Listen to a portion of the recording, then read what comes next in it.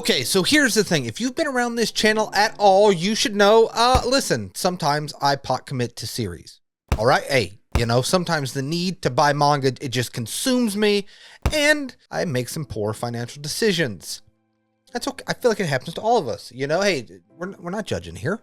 But, you know, new year, new me. Let's talk about some series that I regret buying. River's Edge. If you don't know, this series is really about a group of friends that kind of forge friendships, and I'm using air quotes because some of these people are not friends with some of these people. I don't care what they say. I feel like the story was aiming for these teenagers were experiencing a lot of things in your formative years, you know, your teenage years, that kind of shape you.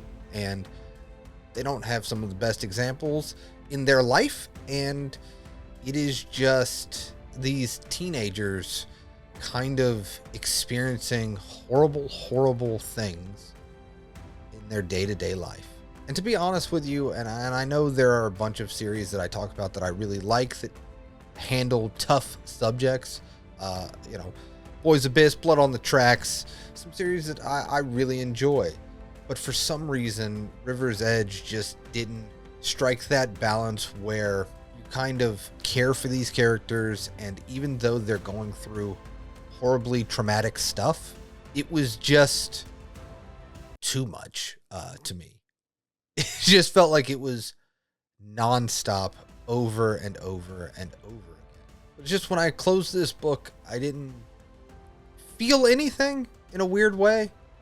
It was one of those series that you kind of read through, and as you're reading, you're like, oh, you know, I kind of like what they're trying to do here. I kind of like what they're trying to do there. But at the end of it, it just wasn't memorable, you know? Like, before I just talked about it, I kind of had to browse through it again just to kind of remember what was happening. It's a series I'm going to say, like, I guess I'm glad I read it once, but I'm probably never going to read it again. Next up is Crazy Food Truck. It's a 3-volume series. It's basically about this guy that you learn his history has a food truck in a Mad Max apocalyptic world. And this girl has a hidden past as well, and they kind of go on this adventure together. Wow. I am a huge fan of Mad Max Fury Road specifically. I think that movie is fantastic. I like that atmosphere, the Fallout atmosphere. And it was doing, I thought, some really kind of interesting stuff in the first volume.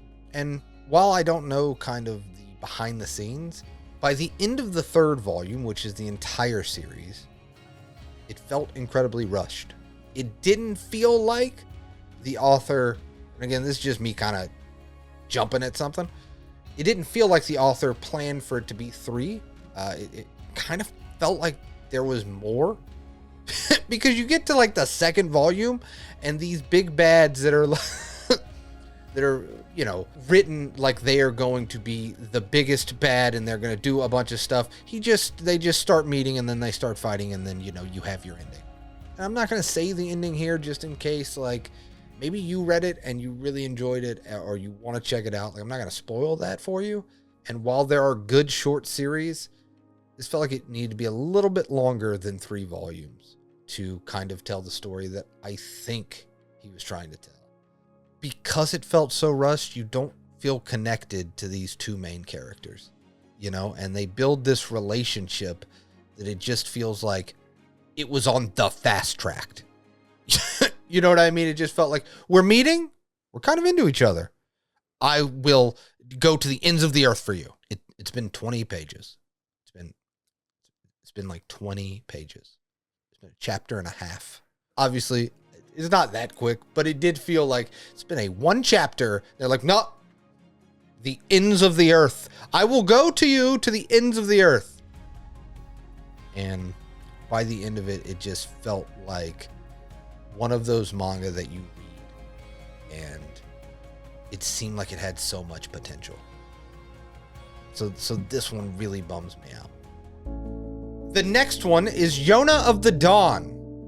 Wait, just whoa. I see. You don't be typing in the comments just yet. Hold on. Wait. Let me explain. I can explain this. Because if you watch this video of mine, you know that I really loved Yona the Dawn because I was reading a bunch of volume 1s of this type of series, and I really, really enjoyed it. It reminded me of like the Game of Thrones kind of thing, and I loved it. I know you're asking yourself, well, hold on, wait a minute. This is the type of manga that you regret buying. You're right. Because there's so much of it. That's why. There's so much of it. I think it's up to like 47 volumes. Listen, I already got one series that's on volume like 107 here in America. Another series that's 47 volumes. So that's why I kind of regret buying it, because now I just look at my shelf. I just look at it and I see like the 5 volumes and I'm like, I want the other 42 volumes. Like I need the other 42 volumes. So I am slowly finding my way to purchase all of Yona of the Dawn. And it's just one of those series that, while it's exciting to stumble across a series you kind of had no idea about, and then you read that first volume and you just want to read all of it, the financial and pot commitment you have to have, it's just so much. So that is why I regret buying that volume. I'm looking at my shelf. Just, I need the rest. I need all of it. I just need it all. But other than that, as a person that reads a lot of shonen action, and I believe this is more of like a shoujo, it's from the shoujo beat, I think this is such a great series for you to kind of dip your toe into a different genre if you haven't read a lot of shoujo. And this is, again, I don't know much about shoujo, but to me, I think this is such a fantastic, your first series. Just be prepared. There's like 50 volumes. So come join me in needing to own 50 volumes of a series. Blade of the Immortal. And on the flip side of that, it's this series. This was in the very beginning stages of me buying manga. And if you guys have been purchasing manga, you go through that honeymoon phase is what I kind of call it, where you have just discovered this new form of media and you are trying to consume as much as possible, especially back in the Right Stuff days. Even Crunchyroll has pretty good deals now, but like there's like bundle deals and winter sales and all of these series that you kind of haven't heard of because maybe they haven't made an anime, or maybe they made an anime and the anime wasn't as good as the manga. And so you are just discovering all these new series. So what you do is you pot commit, you start watching YouTube, and you start hearing a bunch of people talk about a series, and then the spines also kind of connect, and you like a good spine, and it's just aesthetically pleasing, and it's kind of these thick books, and you've purchased all of the volumes, and then you start reading. And while it's not a bad series, and I will finish it one day, it might not be the exact series you want it to be. You know? Maybe you're looking for a Berserk style series, or maybe you're looking for like a Vagabond style series, or an action shonen series. Because again, you maybe didn't do enough looking into, again, this is just hypothetical. I'm not saying that this happened to me, couldn't. No, not me. But I make YouTube videos about manga. I got to be very smart. Are you kidding me? It happened to me. All right, I can't listen. Yeah, I pot committed to Blade of the Immortal, and while it's not a bad series, it's not exactly what I thought it would be. It's going in a lot of different directions, and honestly, probably just haven't given it its fair share. But I own them all. They're right back there on that bookshelf. And I kind of regret buying it, right? And especially now, I found myself reading a lot more digitally, like giving series more of a shot up front before committing to it physically. And I kind of wish I would have done it with this series, because I hear people talk about Blade of the Immortal and how good it is.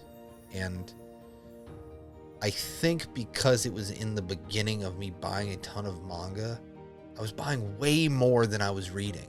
I've been doing very, very good the last year, definitely. But really the last 2 years, kind of slowing down and reading through my collection. And I feel like this is one of those great series or really interesting story that kind of got lost in the shuffle of trying to purchase and build this collection just because I fell in love with manga. And that's why I kind of regret buying it. It almost has nothing to do with the series itself. It's more about how I purchased it and why I purchased it. Because it was really, and I can be honest with myself, it was really just me purchasing stuff because I wanted to build a collection. You know, I was watching a bunch of YouTube and it was like, yeah, I want this series, you know, without really looking into seeing if it was for me to begin with. Plus, also, they started releasing deluxe editions for it. And I'm going to be honest with you. While I have heard maybe the deluxe editions are not the best, you know me. I listen, if it's hardcover, I'm kind of already sold. Which brings me to my next one, Saint Young Men.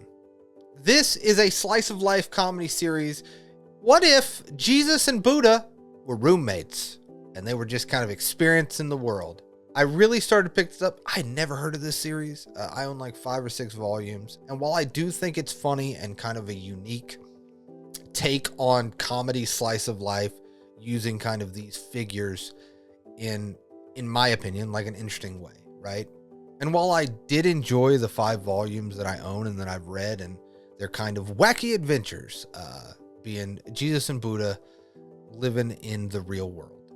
I'll tell you why I regret buying it. Because, and then you probably, I would imagine some people watch this video kind of think the same way, is when I start collecting a series, I have to finish collecting that series.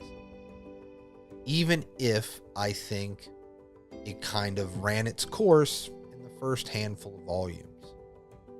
But there's still more volumes to collect. And this has happened to me with comedy series and slice of life. I think, and while there are slice of life series that are probably in my top 5 manga of all time, slice of life is so easy to kind of lose its luster. I think it's, in my opinion, one of the hardest genres to write in manga is slice of life. And so when I'm looking at the shelf and I'm looking at how many more volumes are out that I have to purchase, this is one of those series that I kind of just stopped collecting. I would say it's one of the first series where I was just like, you know what, I'm kind of not feeling this anymore. While I do think kind of the beginning is good, you know, for one reason or another, I was just like, you know, I've just kind of ran its course with this series. I don't have to see it all the way through. And so now when I look at my shelf and I just see it stop at 5 and know that there's more volumes out there, in the back of my mind, I'm kind of like, I wish I wouldn't have started collecting this series. I wish I would have just read it digitally, or maybe, I don't know, like borrowed it from a friend, or saw if my local library carried it. Because as a collector, it pains me to no end for some reason. I know this is not, I should get out of this mindset to not have a complete set. I have to have a complete set. That's why I'm thankful I never really got into like Pokemon cards or Yu-Gi-Oh cards or anything like that, because I'm a little older. I would have a ton of those cards. Magic the Gathering. I had a friend the other day be like, we should play some Magic the Gathering. I can't go down that path. Okay. They don't see this. They don't know. Okay, I have a sickness. But yeah, this is just one of those first series that I kind of finally made the choice of, I don't think I'm going to complete this collection. And while I do want to hang on to the 5 volumes I have, because I do think there are really funny bits in here, and maybe volumes 1, 2, and 3, I would want to revisit. I just don't see myself having to finish the series completely. And again, it's even hardcover, and I'm saying this. It's hardcover. You know I love hardcover. And the last one on this list is because I fell for the hype. PTSD Radio. It's a 3-volume series that, you know, those news articles were running. The author terrified himself so much, he had to just stop writing it. which is fair, you know, if he, you know, was not feeling good mentally and stuff and wanted to stop writing it for his mental health, totally understandable. But here's the thing. When somebody reads that, I'm like, uh-oh, I need to check this out. That hype builds around it. And while I thought it was going to be more like that series I did the Halloween video on, the 100 Ghost Story series, where it was kind of vignettes of stories with maybe a through line throughout it, the reason this did not land for me is because obviously it's called PTSD Radio. The way the chapters and stuff are set up, it's almost like you're flicking through a radio station, which I know maybe some younger viewers, you know, you got the Spotify and the Apple Music. Okay, back in the day, when we were driving around in a vehicle, there were FM stations, sometimes AM stations too, that you kind of listen to.